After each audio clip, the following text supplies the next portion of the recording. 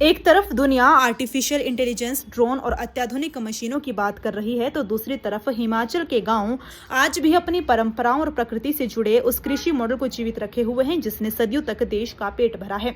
आज की ये तस्वीर कांगड़ा जिला के नगरोटा बगवा के मुदला गांव से सामने आई है, जहां धान की फसल लगाने की तैयारियां शुरू हो चुकी है। लेकिन इस खबर की सबसे खास बात यह है कि जब अधिकांश किसान ट्रैक्टर और आधुनिक मशीनों का इस्तेमाल कर रहे हैं, तब भी कुछ किसान ऐसे हैं जो अपने पशुओं और पारंपरिक खेती पर अटूट विश्वास बनाए हुए हैं। तस्वीरों में किसान बैलों की जोड़ी के साथ खेत में हल चलाता नजर आ रहा है। ये सिर्फ खेती नहीं बल्कि हमारी संस्कृति, हमारी विरासत और प्रकृति के साथ हमारे रिश्ते की एक जीवंत तस्वीर है। आज जब खेती लगातार महंगी होती जा रही है, रासायनिक खादों और मशीनों पर निर्भरता बढ़ती जा रही है, तब ऐसे किसान हमें याद दिलाते हैं कि खेती केवल उत्पादन का माध्यम नहीं बल्कि हमारी पहचान भी है।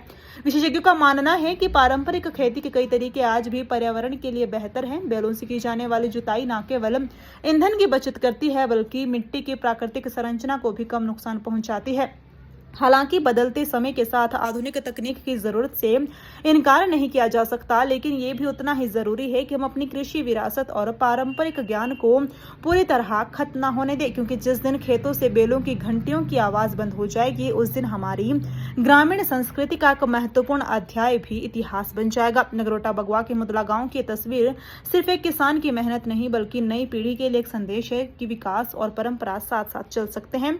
और शायद यही भारत की असली ताकत भी है, जहां आधुनिकता के बीच आज भी मिट्टी से जुड़ाव जिंदा है।